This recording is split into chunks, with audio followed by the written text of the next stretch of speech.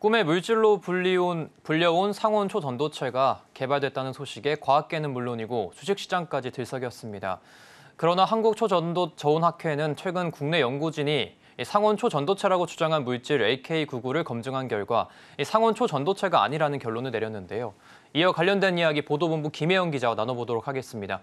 안녕하십니까? 안녕하세요. 네, 우선 상온 초전도체 개발이 결국 허위라는 게 밝혀진 건가요? 네, 오늘 오후 5시경 속보가 떴습니다. 검증위에서 상온 초전도체에 대해서 검증을 했는데 논문과 영상을 기반으로 일단은 확인을 좀 해본 결과 사실상 효과가 없는 것으로 나타났다라는 입장을 얘기를 하게 됐습니다. 앞서서 한 연구소에서 상온 초전도체를 개발했다라는 논문을 내면서 전 세계가 굉장히 떠들썩했죠. 국내에서도 어제였어요. 학계에서 관련 위원회를 발족하면서 논문 검토에 들어간 건데요. 일단 논문을 기반으로 한 결과 사실상 효과는 좀 불분명하다라는 입장을 일단 내놨습니다. 검증에서는 초전도 현상에 대해서 특정 물질이 전기 저항이 없어지고 또한 내부 자기장을 밀어내는 마이너스 효과가 좀 나타내야 하는데 논문을 토대로 영상을 토대로 본 결과 필수적으로 초전도체가 가져야 하는 두 가지 특성이 발견되지 않았다라고 이야기를 한 건데요. 그러나 아직 샘플을 받지 못한 상황이라서 샘플을 받게 되면 추후에 한 번 더 검증에 나서겠다라는 이야기도 덧붙였습니다. 자, 일단은요, 이 모든 물질에는 원래 전기 흐름을 방해하는 저항이 있습니다. 그런데 이 초전도체는 이 저항값이 0인 거예요. 결과적으로 에너지 효율을 굉장히 극적으로 해줄 수 있으면서 과학계에서는 이른바 꿈의 물질로 불려왔는데요. 이해가 조금 안 되실 텐데 조금 쉽게 이야기를 해보면 우리가 흔히 휴대폰을 이렇게 오랜 기간 사용을 하게 되면 열이 발생하게 되죠. 이게 바로 이 저항에 의해서 발열이 발생되는 건데요. 이렇게 되면 에너지 손실이 굉장히 커지게 됩니다.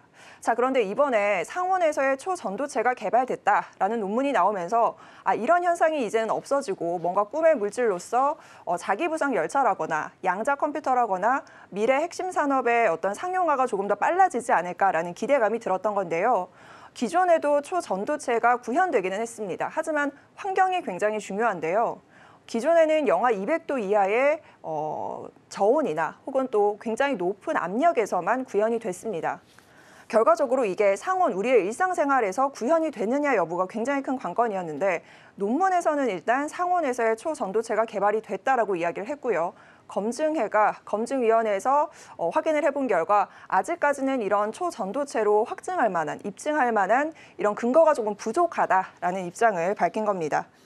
자, 이와 관련해서 아직 해당 연구소에는 이렇다 할 입장을 내놓지는 않은 상황인데요.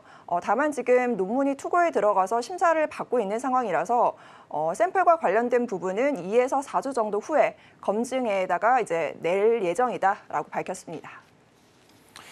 네, 이 과학계보다도 더 뜨거운 것이 주식시장이었는데 이 관련 소식에 연일 상한가를 기록하는 종목들이 속출했지 않았습니까? 네, 맞습니다. 지금 2차 전지에 불었던 수급 쏠림 현상이 초전도체 테마주 쪽으로 급격하게 몰리는 양상을 좀 보였습니다.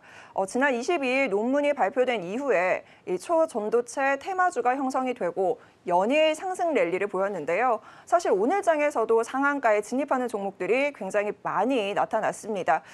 검증에서 아직까지 효과가 밝혀지지 않았다, 확인되지 않았다라고 이야기한 게 5시 경이기 때문에 3시 30분 장 마감대를 살펴보면 서남이라거나 여러 가지 종목들이 상한가에 도달을 했었는데요.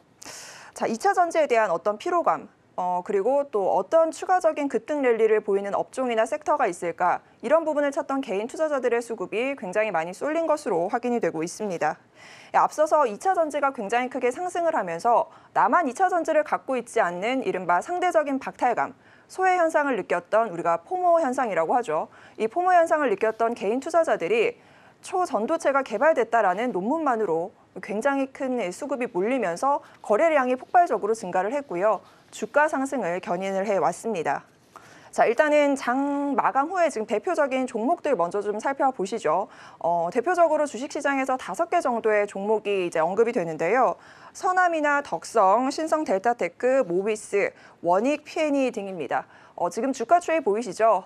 7월 26일부터 8월 3일까지 일주일이 채 되지 않은 상황인데 선한 같은 경우에는 262%, 덕성도 179%, 그야말로 수직 상승을 보였습니다.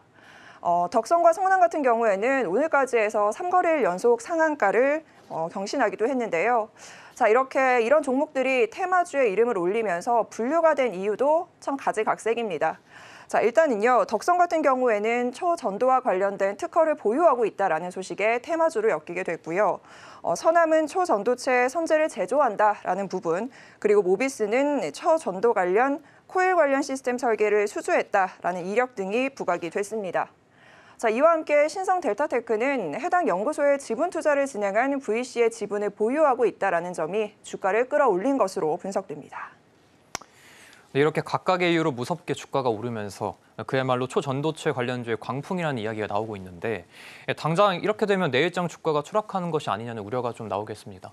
네, 우리가 흔히 이제 주식시장은 꿈을 먹고 자란다라는 이야기 많이 하죠. 주가는 기대에 오르고 어떤 긍정적인 모멘텀이 선반영되는 게 주식시장인데요. 그러나 이번에 초전도체 테마주와 관련해서는 지금 내일장 굉장히 우려가 크게 되는 상황입니다. 과학계에서 어떤 입증이 되지 않은 상황에서 기대감만으로 주가가 굉장히 단기간에 상한가 랠리를 펼치면서 그만큼의 변동성이 커질 수밖에 없는 상황이 연출되고 있는 건데요. 실제로 속보가 발령된 5시 이후에 덕성이라거나 여러 가지 초전도체 관련 테마주들이 시간 외에 지금 하한가에 진입을 해 있는 상황입니다. 그야말로 기대감에 오르고 주가가 고공행진했지만 한날 신기루에 불과하다라는 지적들이 나오고 있는 건데요.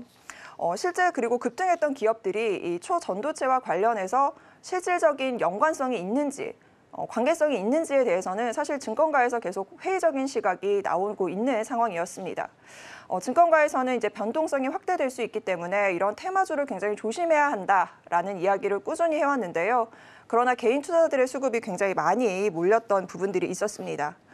실제 덕성 같은 경우에는 오늘까지 해서 3거래일 연속 상한가 행진을 기록을 했는데 실제로 신소재 산업을 추진하고 있습니다만은 매출의 대부분이 합성 피혁에서 나오고 있고요. 최근 5년 내를 살펴봐도 이 초전도체와 관련한 연구개발 실적이 전무한 것으로 나타났습니다.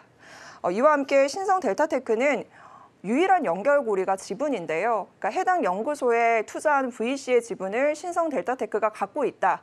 이 소식 때문에 주가가 100%가 넘는 급등세를 연출했습니다. 서원 역시나 마찬가지인데요. 앞서서 그 개발됐다라고 얘기했던 논문에서 초전도체가 구리를 기반으로 하고 있다라고 이야기를 했어요. 이 때문에 구리 관련주인 서원 역시나 테마주로 엮이면서 급등을 했습니다. 자, 이 가운데는요, 이렇게 테마주로 엮인 종목들 가운데 위험성을 조금 감지하고 회사가 먼저 나서서 자진해서 우리는 크게 상관이 없다라고 밝힌 기업도 있습니다. 대정화금인데요. 대정화금은 홈페이지를 통해서 초전도체와 관련해서는 해당 연구소와 구리와 관련된 계약들을 했던 이력이 없다라고 밝히면서 이 테마주에 엮이는 걸 조금 지양해야 한다라는 부분을 공지로 띄우기도 했습니다. 자, 특히나 이번에 이 테마주와 관련해서 내일장 굉장히 우려가 크게 되는 부분은 바로 폭발적인 거래량 그리고 주가를 끌어올린 주체가 개인이었다라는 부분입니다. 개인들이 굉장히 많은 자금이 쏠리면서 아마 내일장에서 하한가에 진입하는 종목들이 굉장히 많아지지 않을까. 증권가에서는 우려의 시각을 굉장히 크게 내놓고 있는 상황인데요. 먼저 서남을 조금 살펴보도록 하죠. 서남 같은 경우에는 지난 5거래일간 누적 매수 대금 중 92%가 개인의 거래 대금, 그러니까 개인의 돈이었습니다. 특히나 또 하루 평균 거래 대금 역시나요. 7월 첫 주와 비교해서 145배 수준으로 늘었고요. 덕성 역시나 마찬가지입니다. 지금 300배에 달하는 수준으로 거래량이 좀 급증한 모습을 볼 수 있는데요. 자, 이렇게 투자 과열에 따른 급등 양상이 나오면서 주가 변동성이 확대될 수 있는 부분은 당연했다라는 게 증권가의 시각입니다. 실체가 불분명한 어떤 기대감에 주가가 올라간 상황에서 아니다라는 검증위원회의 이야기가 나오면서 내일장 주가는 굉장히 큰 변동성을 보일 것으로 지금 예측이 좀 되고 있는 상황이고요. 앞서서 거래소에서는 이와 관련해서 이제 투자를 조금 조심해야 된다라고 해서 서남 등의 지금 투자 경고 종목으로 지정을 하기도 했습니다. 하지만 개인 투자자들의 러브콜이 계속 이어지면서 오늘장까지 주가가 상승 랠리를 펼치게 된 건데요. 과연 내일장 어떤 흐름이 이어질지, 그리고 위원회에서 아직 샘플을 받아서 검증한 부분은 아니기 때문에 샘플을 받아서 검증했을 때 어떤 결과가 나올지에 대해서는 아직 그 누구도 예단하거나 예측할 수는 없습니다. 하지만 위원회 입장에서는 샘플 부분을 확인해서 검증을 하긴 하겠지만 초전도체로 보기에는 물성이 진화할 특성들이 몇 가지가 빠져 있기 때문에 아닐 확률이 더 높다라고 지금 이야기를 하고 있는 거거든요. 결과적으로 내일 초전도체 테마주들의 급락세가 연출될 것으로 보이고 있습니다. 특히나 또 증권가에서는요, 이번 초전도체 테마주 양상을 보면서 어떤 증권가의 굉장히 단편적인 단면을 볼 수 있는 상황이었다라고 평가를 하고 있는데요. 비이성적인 시장에서 우리가 흔히 이제 묻지마식의 접근이나 투자는 지양을 해야 한다. 이 부분에서 교훈을 좀 가져가야 할 것으로 보여지고 있습니다. 네, 오늘 초전도체 관련해서 말씀 잘 들어봤습니다. 보도본부 김혜영 기자와 함께했습니다. 고맙습니다.